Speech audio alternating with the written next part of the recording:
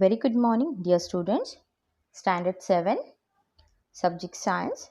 Today we are going to start with the lesson number 12, the muscular system and digestive system in human beings. So children,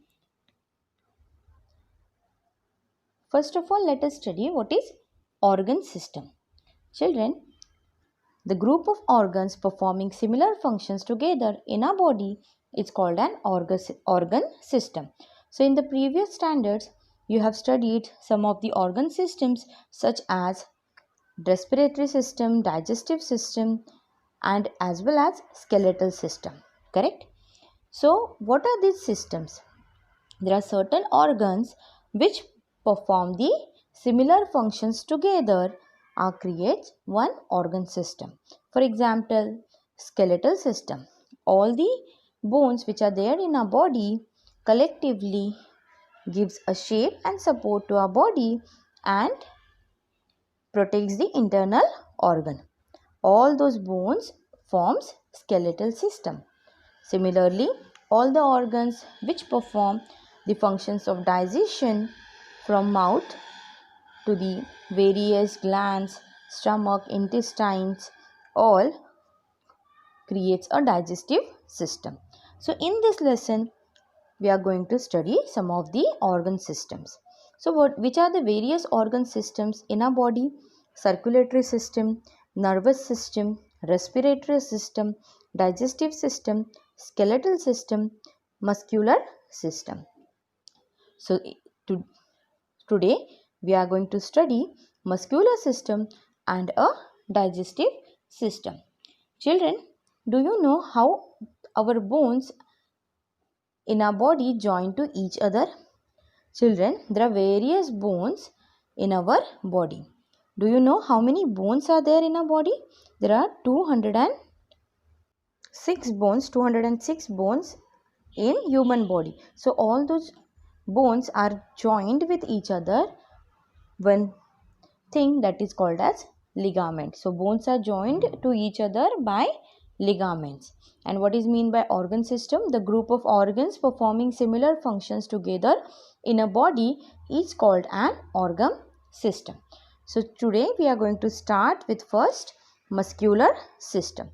So children, to understand about muscular system, let's try one thing first. Close your fist tightly and bend your arm at the elbow. How it is given in the picture? Try to close or bend your arm towards the elbow. Now feel the upper part of this arm with the fingers of your other hand. Now touch the upper part of your hands with the other hand. What do you experience? Children, you will feel this part is slightly hard. Did you feel the hardness in the upper arm? Yes. This fleshy part consists of muscles. Muscles contract and relax as different parts of our body move. Muscles give our body a specific shape and a posture. So our body is made up of various bundles of the fibers which can be contracted and relaxed to perform the various actions, and these are called as muscles. In our body at various places you can feel these muscles, children, in your thighs, in your hamstrings, then your arms. You can feel these muscles. So what are muscles? Muscles are bundles of fibers that can contract and relax as required. Now what are tendons? Tendons are fibrous tissue attaching a muscle to a bone. So these tendons are connecting the muscles with the bone. Now students, what is the relationship between muscles and bones? How they are related with each other or how they are connected with each other? Children, muscles are firmly attached means what? These muscles are connected to the bones by means of tendons. So what is the common part between the muscles and the bones which makes them together, which keeps them together? It is a tendons. Now, and what is this tendon? Tendons are nothing but the fibrous tissues which are attaching a muscle to a bone. These are the fibrous tissues. When muscles contract, there is a movement at the joint and the bones move either nearer or away from each other. Children, when we are doing any kind of a movement, let's take an example. Just contracting or relaxing your hand from the elbow. So when you are keeping your elbow straight, what happens? There is a relaxation of the muscles, and when you take it nearer from the elbow towards the upper side, what happens? There is a contraction in the muscles. The action of muscles is necessary for all kinds of movements. Children, when we are performing any kind of a movement, for example walking or writing or running or just lifting a weight, for all these actions there is a requirement of the muscles. These muscles needs to be contract and relax for performing the various actions, from the small movements of eyelids to those that demand great strength. For example, if you want to pick up a heavy luggages, okay, for that also we require a movements of your muscles. Okay, so from the small movements of eyelids to those that demand great strength, as when chopping wood with an axe. Children, if you had seen the woodcutter, when they are chopping a wood with the axe, they require a lot of strength. To perform such actions, they require a good movements of the muscles, and hence children, those people who are doing a hard work such like chopping a wood or breaking these stones, such a workers, they are having a good muscle strength. So we use muscles for various movements like talking, laughing, walking, jumping, throwing, etc. Means what? For small actions to the actions which require a greater strength, we require to move the movements of the muscles. Here children, you can see the figure of contraction and the relaxation of the muscle. So children, when we contract our hand, contracting means what? If you can try it, you can try to lift a weight in your hand and take it upward side. You will feel the hardness in your muscles. So that is a contraction of muscle. Whereas when you will make your hand straight, what you will feel? You will not feel that much hardness in your muscle. So that is a relaxation of the muscles.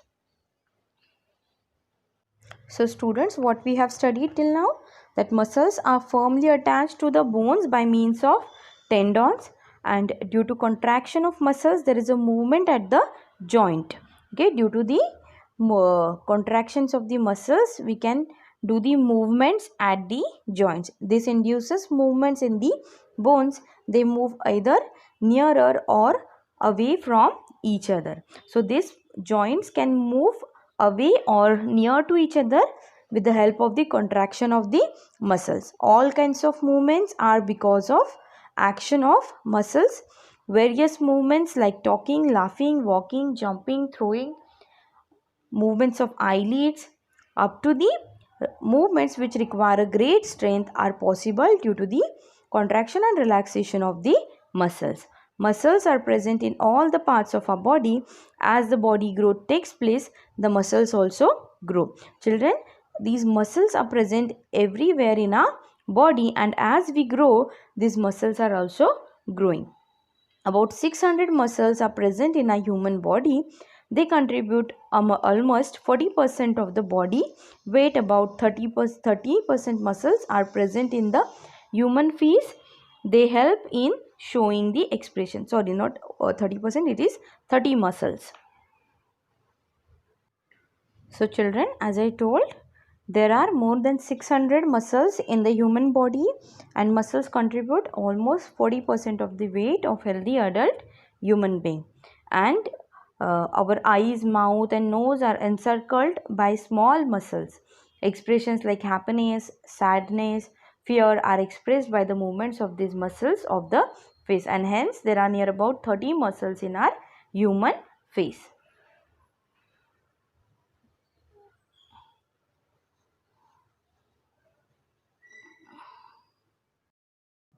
Students, what do you think? Are the muscles of the different organs in our body are identical? Means whether they are similar No. The muscles of different organs are different in their structure. So from that what we can understand that the muscles are in our body are various types. So there are various types of muscles. Basically there are two types, voluntary muscles and involuntary muscles. So which are voluntary muscles and what are voluntary muscles? Children, in our body we perform various actions or functions, correct? But some functions or actions are performed by our body willingly, means our brain gives a command to them as per our will or according to our wish. For example, when we want to walk, we can walk. If you want to sleep, you will sleep, right? If you want to jump or dance, correct? All these actions your body can perform as per your wish. If you don't feel to dance, your body will not perform a dance, correct? So these actions are performed by voluntary muscles. So working with our hands, walking, eating, etc. are functions that depend upon our will, means according to our wish. Muscles used in these actions are called voluntary muscles. For example, muscles in our arms and legs are voluntary muscles. So whenever we want to move our hand, to shake our hand or to walk, we will perform these actions as these muscles are voluntary muscles. Now the another type of muscles are involuntary muscles. Now what are involuntary muscles? Children, in our body there are certain functions which performed in our body without knowingly or without our will. Though we don't want to breathe, our body will breathe, right? Means there are certain functions which performs without taking our permission or without our will, correct? So such actions are done with the help of involuntary muscles. So various processes like breathing, blood circulation, digestion, which are very important functions, all these functions are vital functions, they are very essential for our life. Means what, children? All these functions like breathing, blood circulation, digestions are very important for the life. If these functions will not perform appropriately or they will stop performing, what will happen? It can become a threat to our life, we may lose our lives. So they do not depend upon our will. Otherwise what will happen? If any person is depressed or the if person is very much frustrated in the life, what he will do? He will stop his breath, right? If these muscles are voluntary muscles, so we cannot do that, right? So all these muscles are involuntary muscles, so they do not depend upon our will. The muscles, or children, if you sometimes when you become tired, you did not wake up, you just got on your bed.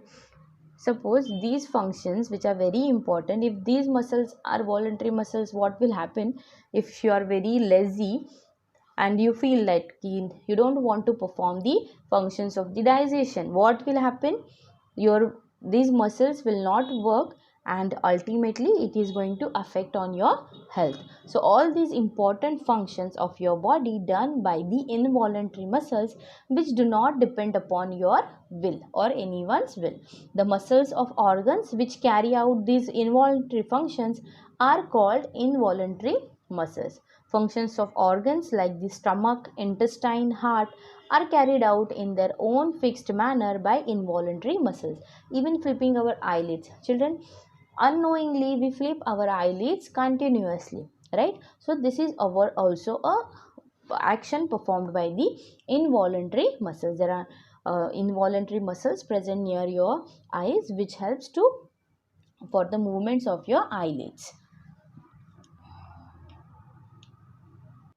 So what we have studied that these are the two types of muscles according to the functions, voluntary muscles and the involuntary muscles. Now students, let us study the types of muscles according to their structures. Right? Previously what we have studied, the types of muscles according to their functions, means voluntary and the involuntary muscles. Now we will study types of muscles according to their structure. So there are basically three types of muscles according to the structure. The first one is skeletal muscle, then heart or cardiac muscle, and the third one is a smooth muscle. Now here you can see the diagram. You can see the first one, which is nearer to the shoulder part, that is a skeletal muscle. Then the next one, which is shown near to the heart, that is heart or a cardiac muscle. And in the third picture you can see the muscles near to the stomach, right? So those are the muscles which are called as the smooth muscles. Now let's study it one by one in details. The first type of muscles according to the structure is skeletal muscles. Now these type of muscles are attached to the different bones. Means what? The two ends of each of these muscles are attached to the two different bones. So these muscle will be attached to the two different bones at the two ends. For example, such a muscles are present in our arms and our legs, and as they are present in our arms and legs, we know it that the muscles present in our arms and legs are voluntary muscles. So their movements are voluntary movements. They are responsible for holding the bones of the skeleton together and giving a shape to our body. As they are attached to the various bones, they are responsible for holding the bones of the skeleton together, and they give a specific shape to our body. The next type of muscle according to the structure is smooth muscles.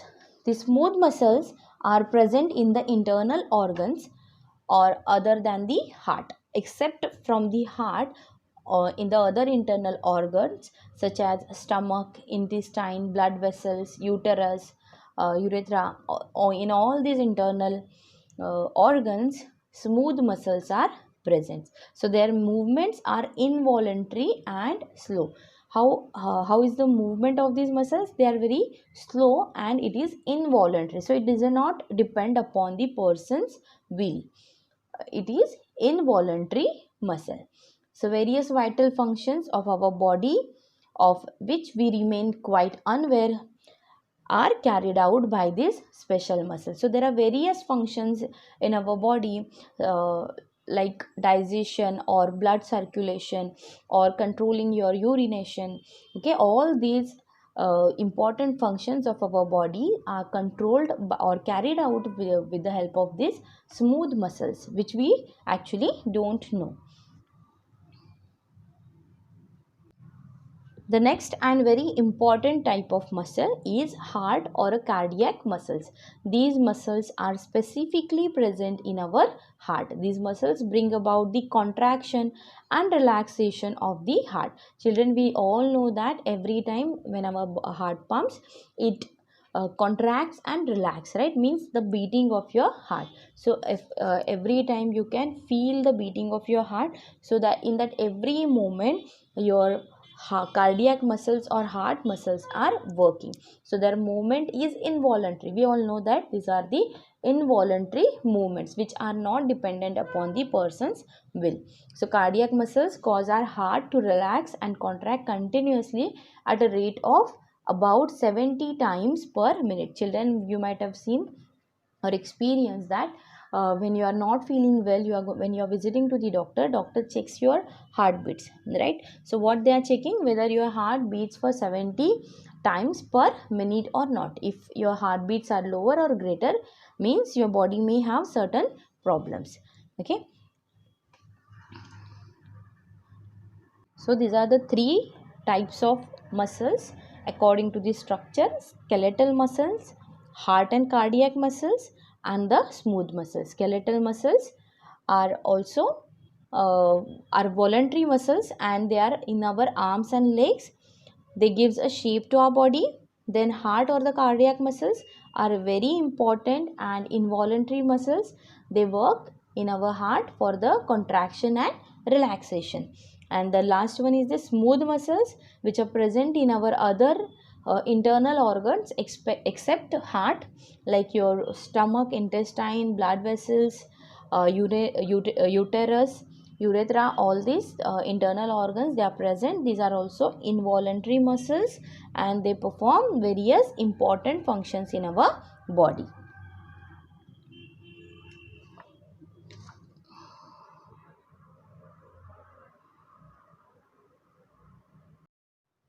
Students, so what did we learn till now? What are muscles? Muscles are bundles of fibers that can contract and relax as required. And muscles are helpful for the movements of our body part. Do you know, children, how the muscles are attached? Muscles are firmly attached to the bones by means of tendons. And what are tendons? Tendons are the fibrous tissues which are attaching a muscle to a bone. After that, we have studied the contraction of muscles. Children, then we have studied the various types of muscles. In our body, at a particular places, there are various kinds of muscles present. Now, according to their functions, there are two types of muscles: voluntary muscles and involuntary muscles. And as according to their structure, there are three types of muscles which we have learned previously. Those are skeletal muscles, then heart or cardiac muscles, and a smooth muscles. So these are the three types of muscles according to the structure of muscles. Children, do you know how muscles perform their functions? To understand it, we can perform one small activity. Hold your arm straight at the elbow at 180 degree. 180 degree means, children, you have to keep or you have to hold your arm in a straight position without closing your fist. Don't close your fist. Keep it open. Bend the arm at the elbow through 90 degree. Means you have to make a 90 degree angle to the from the arm, from the elbow to the arm. After that, touch the shoulder with your finger on some same side. Now you can touch the shoulder with your fingers on same side. Muscles of which part of your arm contracted and relaxed during the above three actions? Children, when we are keeping our arm in a straight position, what you can feel that muscles are in a relaxed position, right? But when you move it or when you close it at a 90 degree angle at the upper part of your shoulder, you will feel the contraction of the muscles. So according to this way, the muscles are functioning. So for the body movements, the muscles always work in groups. So from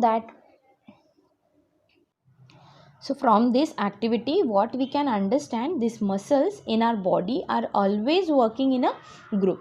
They work in a group. When some muscles contract, other muscles of same group relax. Means what? When the half at one part of the body muscles, when they get relaxed, the other part will get contract. So this is how muscle help in the proper performance of the various function of our body. Children, do you know that there are certain biceps or triceps present in our body? You might have heard these words from the people or from the boys who are doing the exercise, or the girls who are doing exercise, or the bodybuilders person. They used to say, I have a good triceps or a biceps. So what are these words? Children, the muscles on the front of the bone in our upper arm is called biceps. At a front side of your upper arm are called the biceps, and the muscles at the back is called the triceps. At the back side of the arm, the muscles which are present are called the triceps. Children, here you can see the various muscles present in our human body. You can see the chest muscles. Yes, the people who are doing a good exercise, their muscles are visibly seen on their chest. Then at the biceps, where are the biceps present? At the upper arm, at the front side, and behind it at the back side, triceps are there. Okay, then you can see the abdominal muscles, flexors in the lower part of your arm, then quadriceps which are in your thighs, and flexors which are there in your down below part of your leg. Okay, and then the deltoid which is present in the shoulder part. And all these muscles are visibly seen in the people who are doing the exercise. Their muscles are well developed, but in the normal people also you can see it when you properly contract the muscles at a particular position. We have studied the various types of muscles and their working. Children, now tell me how we should take care of our muscles. The muscles should be kept strong and efficient. Now, how you can keep your muscles strong and efficient? Children, in the previous standard, we have studied the nutrition and diet chapter. Correct? In that lesson, I explained you how you should keep your diet. You should have a nutritional diet or a balanced diet. Now, what is balanced diet? Means what? In your diet, all the nutrients should be present in an adequate manner. Means your diet should contain all the carbohydrates, proteins, vitamins, fibers, then minerals in a proper amount. Okay, then it gives a required amount of energy and a strength to your body. So our diet must include proteins, carbohydrates in a sufficient quantity for the proper growth and repair of our muscles. So muscles require proper amount of carbohydrates and proteins. Carbohydrates we gain from the various cereals like wheat, jowar, bajra, rice, right? And proteins we get from the various pulses or the sprouts as well as from the egg. So it should be included in our diet. And most important, we should avoid oily and junk food. After that, we should go do the exercise regularly. We must get a regular exercise. It is going to help our body to be in a proper shape, and it gives a strength to your muscles. It makes the muscles strong.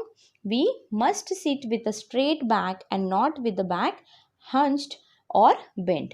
Children, while doing any work, especially while doing a work on computer or working with the mobile, we make various mistakes which gives a improper posture to our muscles and our bones, which may create a various issues in the vertebral column or your shoulders or your neck bones.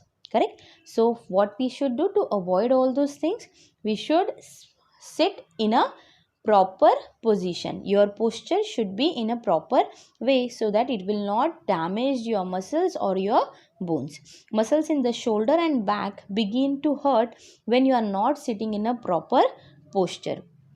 As well as, children, your body all parts or all organs should be in a proper movement, or all body parts should have a proper movements regularly. Otherwise your muscles could go in the spasm position. Spasm means when it is not showing a contraction and relaxation movements regularly, it goes into the spasm, and where your muscles of the body at that particular place starts hurting or it starts paining. So disorders of the vertebral column may also arise, which may lead to the spondylosis or such a issues.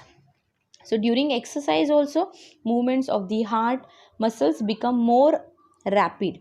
Breathing too becomes faster, ensuring a sufficient supply of oxygen and nutrients to various parts of the body. So children, when we are walking or running or doing any kind of exercise, at that time as our breathing becomes faster, what happens? As our heart gives a blood circulation to the other body parts, it is a pumping station, it provides the sufficient oxygen as well. So our body gets all the required things.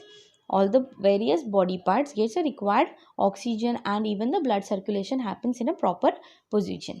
So to keep your muscles strong and healthy, we should have a proper diet, and a sufficient amount of exercise should be done regularly.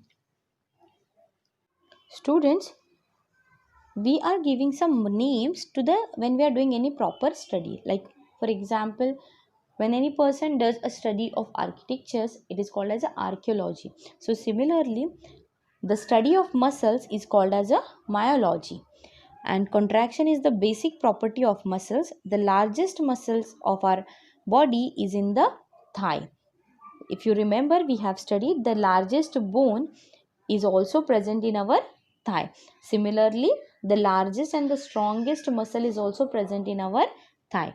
And the smallest muscle is attached to the bone in the ear called the stapes. If you remember, last year we have studied the smallest bone is also present in our ear.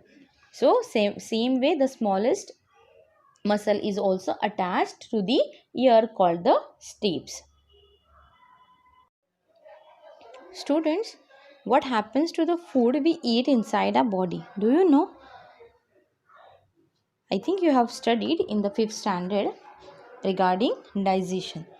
So the food that is taken inside the body is completely digested in the alimentary canal.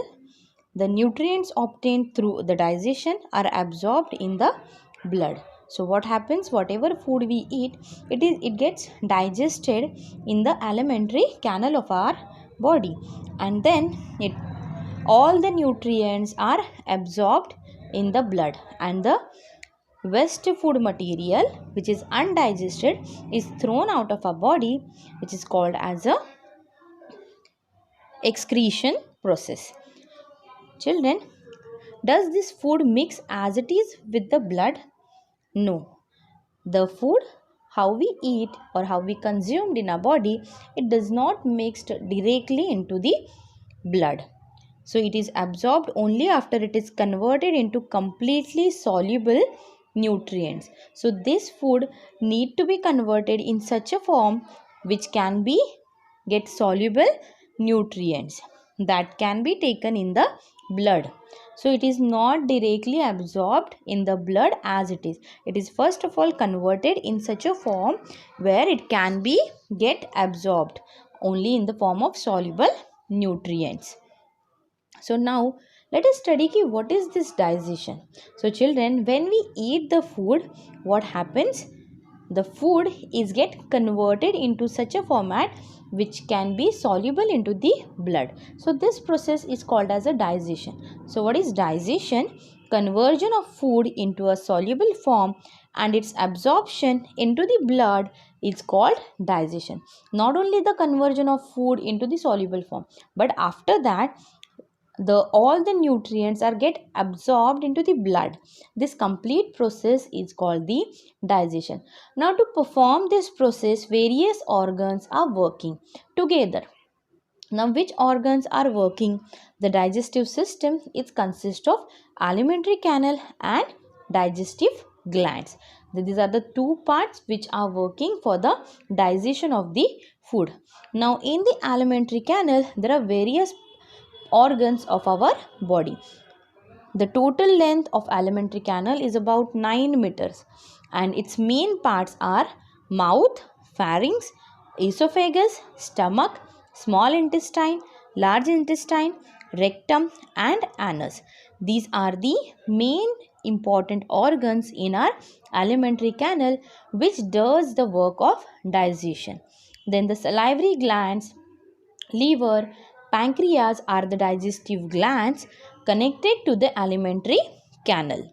These are the glands which helps for the digestion by secreting some enzymes into the food.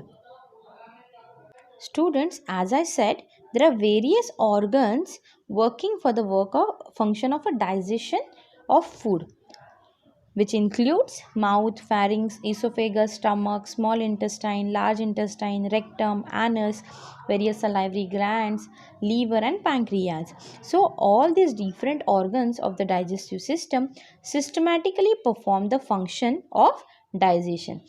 Now for the digestion, there are various stages, or you can say various steps which are done with the help of these organs. So there are different stages in the process of digestion of food, and at each stage there is a different organ of the digestive system which perform its specific role. So every organ which is present or which works for the digestion of a food, it performs a particular task at a particular stage. So it has given a specific role. So now let us study the structure and function of each organ of the digestive system. Students, as we are studying the structure and the function of each organ of the digestive system, which will be the first organ from where we consume the food? From our mouth, correct? So in the mouth, which organs does the important role for the digestion. The process of digestion begins with the function of the teeth in the mouth. Correct? So here is the structure of a teeth. It's shown in our mouth. There are various teeth. You can see in the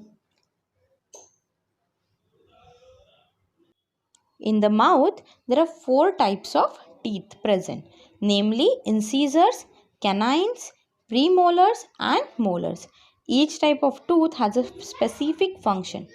Each tooth is covered by a hard substance called as enamel. Enamel is made of calcium and a salt. Now here you can see the incisors, canines, then premolar and the molar. These are the four different types of the teeth in our mouth. Incisors are the front teeth, then canines are the corner teeth which are having a sharp at the ends, then the premolars, and at the end there are molars. So these are the four types of the teeth present in our mouth. You can see the structure of a teeth as well. The outer part or the first layer of a teeth is called as a enamel, and this enamel is made up of a calcium and a salt. The next layer of the teeth is a dentine. After that you can see a gum. With the help of the gums, tooth is attached to in your jaw. Then there is a bone present and inside it there is a root. So this is the structure of a teeth. Now do you know children, when we eat the food, there is certain type of a fluid or a liquid get mixed in the food which helps to make it in a smooth format, right? So this is a saliva contains an enzyme called ptyalin or a salivary amylase, and ptyalin converts starch into a sugar called maltose. This enzyme helps to convert the food into such a format which can be easily taken into the alimentary canal.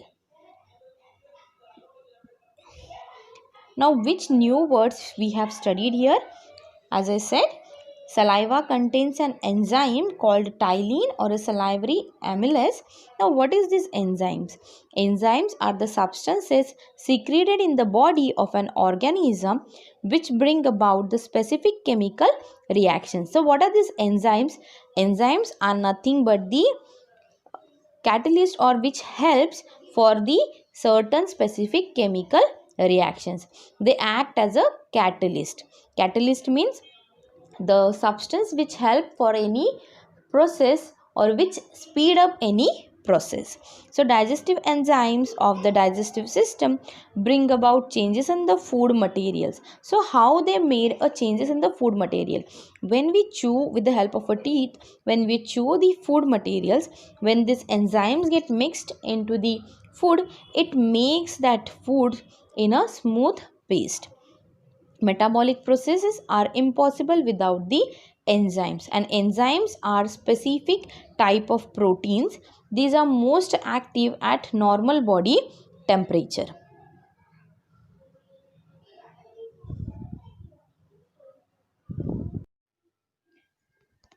Students, let's study digestive system. Before that, let us recall what is digestion.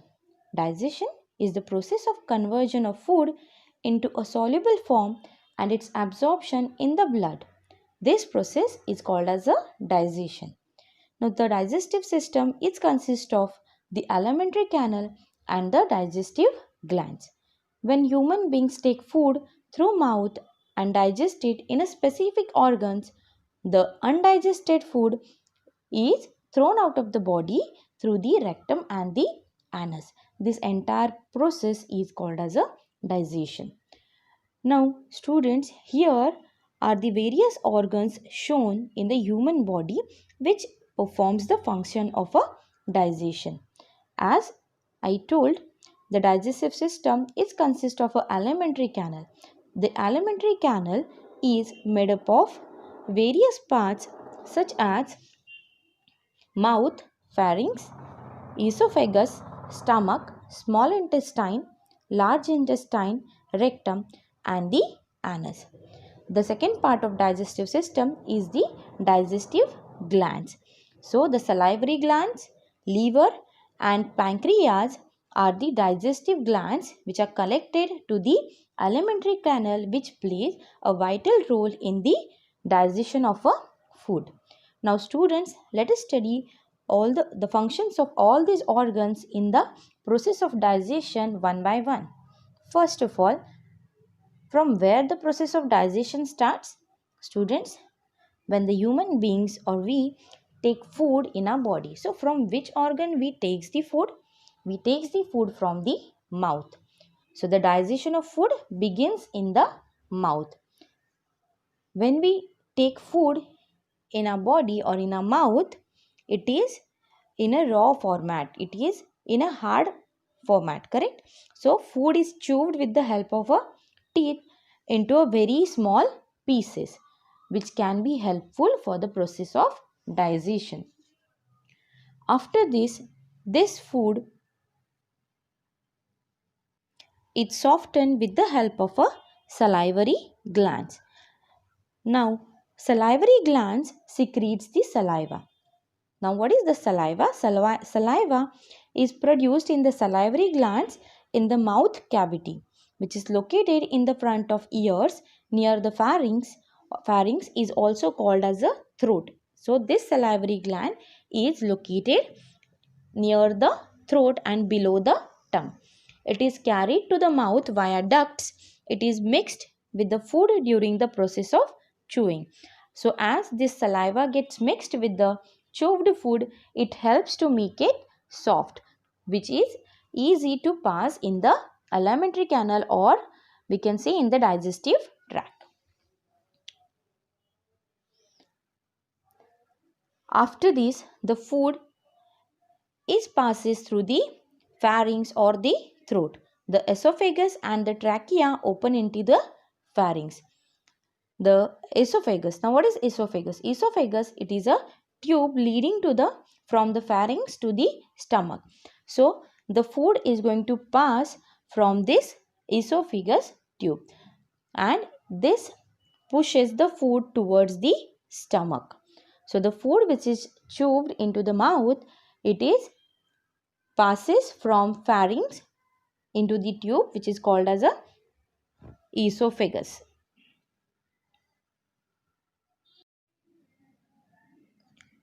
The food which has been passed from the esophagus towards the stomach, when this food enters into the stomach, it starts processing on it. Now what is stomach? Stomach is the large sac-like part of alimentary canal. Stomach is the widest part in the digestive system. The gastric glands of stomach secrete gastric juice. Food that has entered into the stomach, it is in the crunched form. Students, as in the mouth, various teeth are there. We have studied that there are 4 types of teeth: incisor, canine, premolar, molar. With the help of the salivary glands, it chewed the food. Means it crunched the food into the small pieces. So the food which has entered into the stomach, it is in the form of crunched. So 3 components of gastric juices, namely hydrochloric acid, pepsin, and mucus, are gets added into the food in the stomach. Means here these 3 gastric juices are added, and here because of these gastric juices the food becomes acidic. Mainly proteins are digested in the stomachs. Due to the churning and the action of gastric juice, food becomes semi-solid slurry, which is slowly pushed into the small intestine. After making the food into the semi-solid slurry form, when it goes into the small intestine, it becomes easy for pushing it or for passing the food into the small intestine. Now the small intestine is about 6 meters long. Most of the digestion and absorption of food takes place in the small intestine. 3 different digestive juices are mixed with the food in the small intestine. which are the very helpful for the digestion.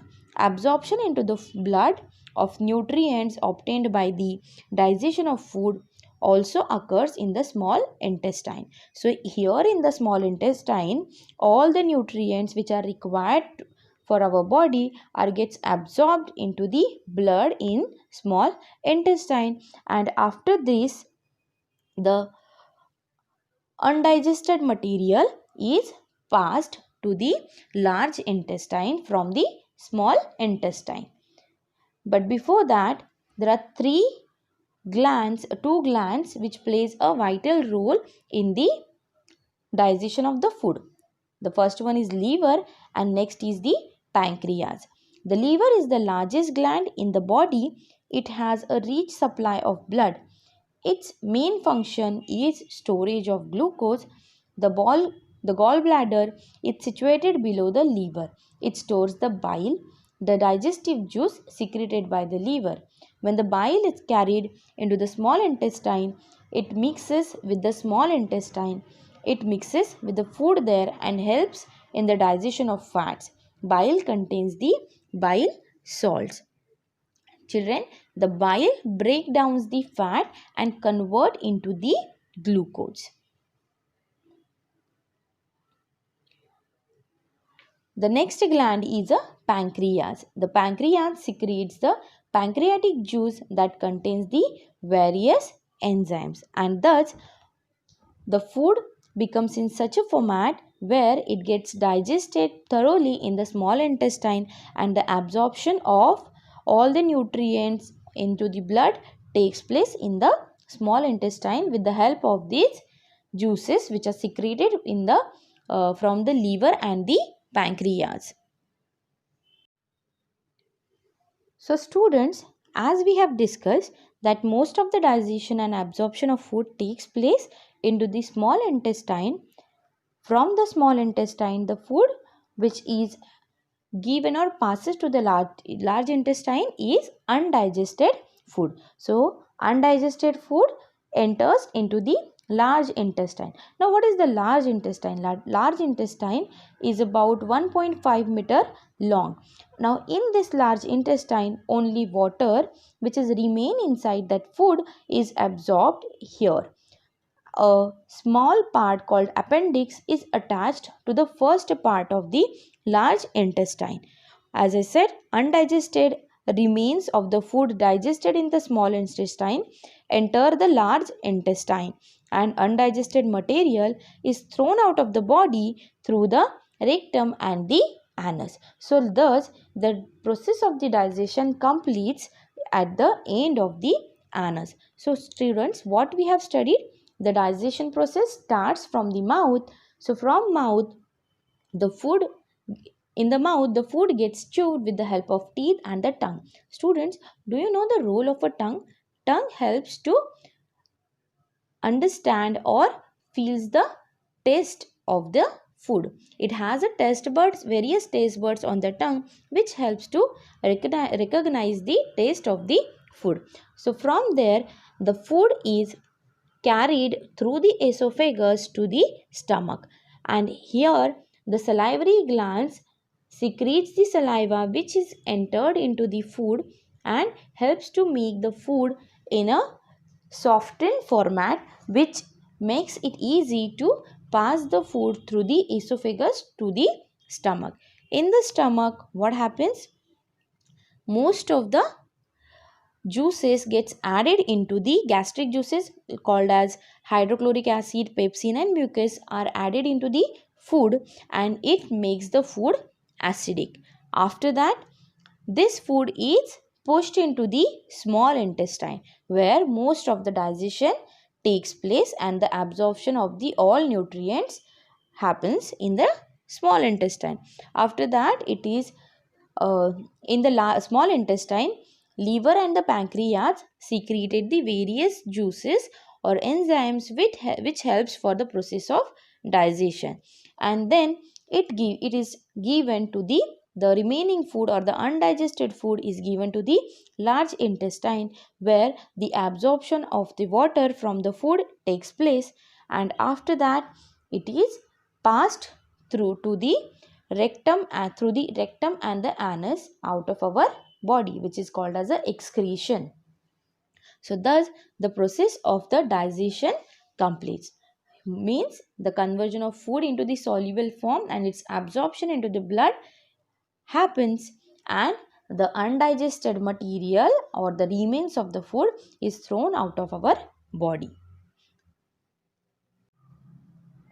Students, we have studied about the digestive system in the previous lecture. So what is digestive system? Digestive system is consist of the alimentary canal and the digestive glands. In the alimentary canal, various organs are present like mouth, pharynx, then esophagus, stomach, small intestine, large intestine, rectum and the anus. We have studied the function or the role of these all organs in the last lecture. Now after this, in the digestive system, various glands are also present. So which digestive glands are present? Such as salivary gland, liver and the pancreas. As well as what we have studied, there are various enzymes which get secreted at the certain phases of the process of digestion of a food. So let's discuss about it. So today we will study the important glands of the digestive system, their secretions and functions. Means what we are going to study? We will study the various glands which plays the vital role in the digestive system, their secretions, what enzymes they are secreting and what is their function. So first let's start from the mouth organ. So which gland present in the mouth? Salivary gland. What it secretes, students? It secretes the saliva, and the enzyme which is secreted by the salivary gland is called as a ptyalin. So it secretes the ptyalin in the process of digestion. What is the function of this ptyalin? It converts the starch into the maltose. Means the conversion of a starch into the maltose done by the salivary glands. Now what is the maltose? Children, maltose is nothing but the sugar made out of two glucose molecules which are bound together. So it is nothing but the molecules of the glucose. Next gland is present in the stomach. Students, we have studied in the stomach there are certain gastric juices gets added at the time of digestion. So in the gastric wall various juices gets added. So three acids or three enzymes gets added, hydrochloric acid, pepsin and the mucose. So these are the three enzymes which get secreted in the stomach while performing the function of a digestion. So what is the role or the function of these gastric juices? It makes the food acidic, it breaks down the proteins and it is helpful to protect the inner lining of the stomach from hydrochloric acid. So this is the function of a gastric wall which is present in the stomach. The next is liver. Liver is also a gland which plays a very important role in the process of a digestion. It secretes the bile enzyme. The enzyme which is secreted from liver at the time of digestion is called as a bile. Now what is the function of the bile? Bile make food alkaline. It makes the food alkaline and it helps to convert large fat particles into small ones. Means it is helping for the emulsification of the fats. Now what is the emulsification? Emulsification is nothing but the process of breaking down fats into the smaller blood cells, which makes it easy for the enzymes to function and digest. So the bile plays a very important role in the process of digestion. The next gland is pancreas. Now it secretes the various pancreatic juices such as trypsin, lipase and amylase. So these are the three enzymes or the pancreatic juices get secreted in the pancreas its function is to convert proteins into amino acids. Now students, what is the use of amino acids? Amino acids are used for building of proteins, and it also synthesizes of hormones and neurotransmitters. Now children, you all know about the proteins. Now what is this hormones? Children, in our body various hormones are present, and which is helpful for the various processes of our body. So these amino acids are also helpful for synthesis of the hormones. Next is, it convert fats into the fatty acids and glycerol, and as well as the amylase convert complex carbohydrates into the simple sugar. So this is the function of the pancreatic juice. So students, we have discussed about the functions of salivary gland, then gastric juices which are secreted in the stomach, hydrochloric acid, pepsin and the mucus. After that we have discussed about the liver and the pancreas. In the liver, bile juice is secreted, and in the pancreas, pancreatic juices such as trypsin, lipase and the pancreatic amylase is secreted. It performs the various functions in the process of digestion. Now let us study the last gland which secretes the various enzymes. So the last one is intestinal glands in the wall of intestine. It is present in the small intestine. It secreted the intestinal juice, and it performs the various important functions in the process of digestion. This intestinal juices convert proteins into the amino acid. Students, I have already discussed what is the use of amino acids. Amino acids used for building of proteins, and it synthesizes of the hormones and neurotransmitters. Then these intestinal juices also helpful to convert complex carbohydrates into the glucose, and to convert fats into the fatty acids and glycerol. Now let us study the next topic. Children, you might have observed some people in your surrounding smoking, drinking alcohol or eating tobacco and splitting in the public areas, right? So students, when you are seeing such a person, what comes in your mind? Do you like this or do you hate it? I personally hate when the people does such a actions in a public places. So why these people are eating such a things like tobacco or smoking or drinking alcohol? They become addicted to these things. Now children, these habits may create a various adverse or the bad effects on their health. If we want to keep our body healthy, we should not have such a bad or the harmful habits.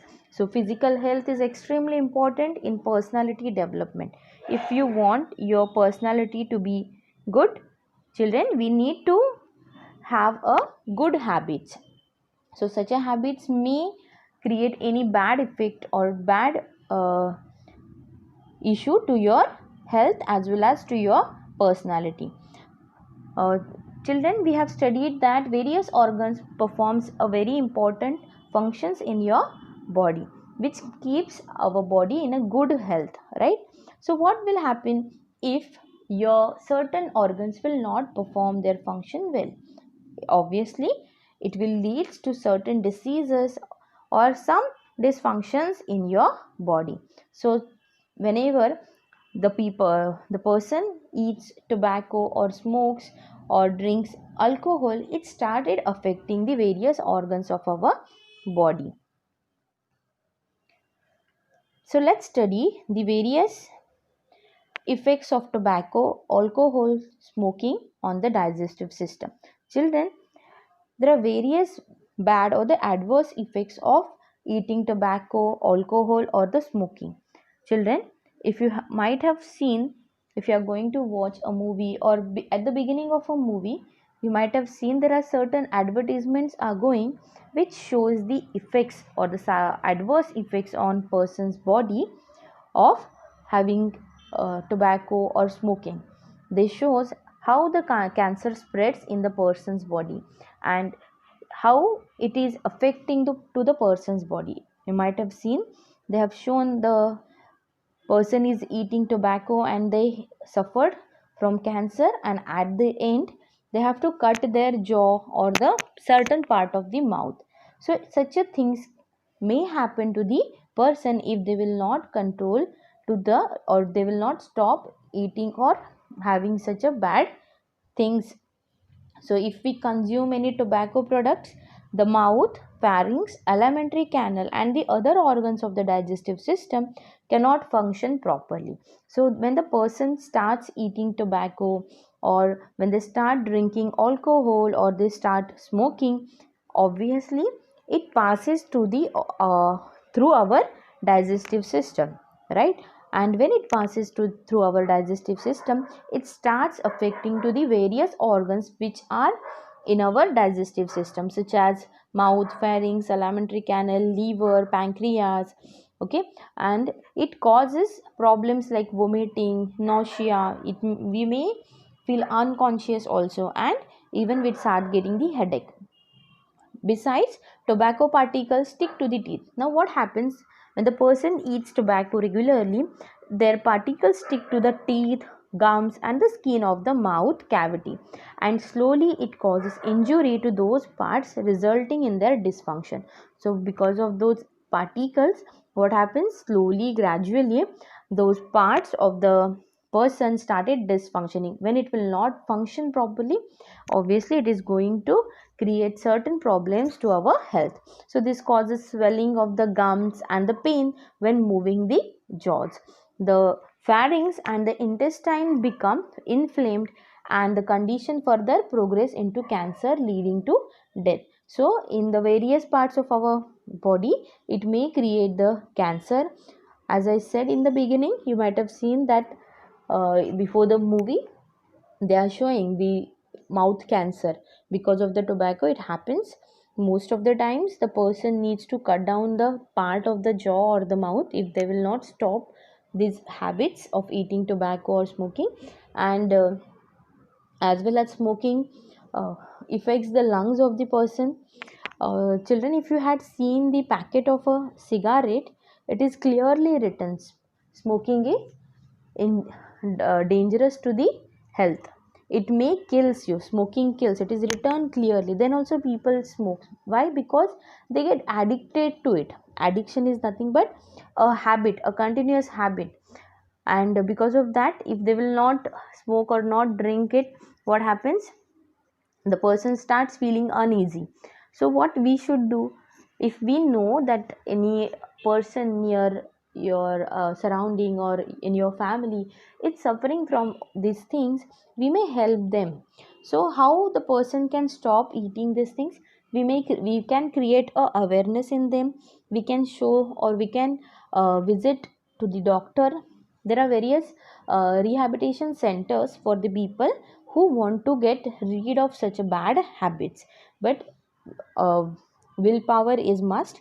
If the person really wanted to get rid of such a habits, it is possible through the positive thinking and the good medications. Person can get rid of this bad habits. But if the person will not stop eating such a things, it may create a various issues like liver failure, then lungs dysfunctioning, and cancers also.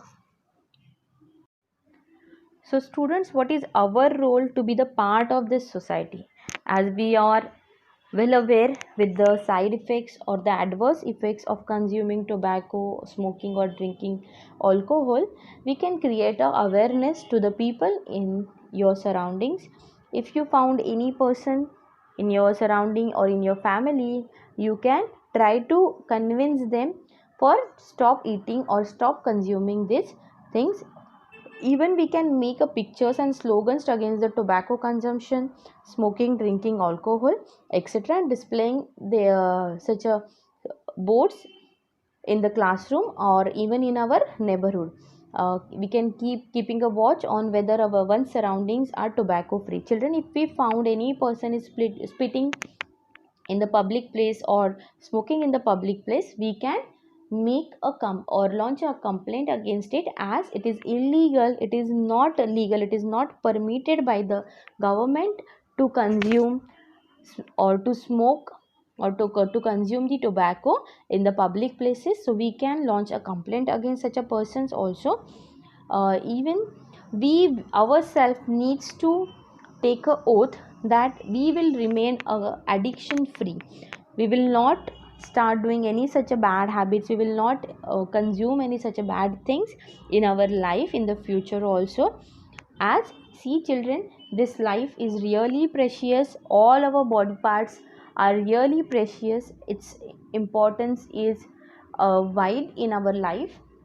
Children, if any person is not having any part or any organ of the body, you can ask them how difficult it is for them to survive without any part. Let's take an example. There are many people in your surrounding who does not have eyes, or they are ears are not functioning well, or they are having some problem in the kidney, or they're having some problem in the heart. So children, when the nature or the god has, when the god has given a healthy body, when our all organs are working properly, we should take care of them. We should not spoil our organs by consuming such a products.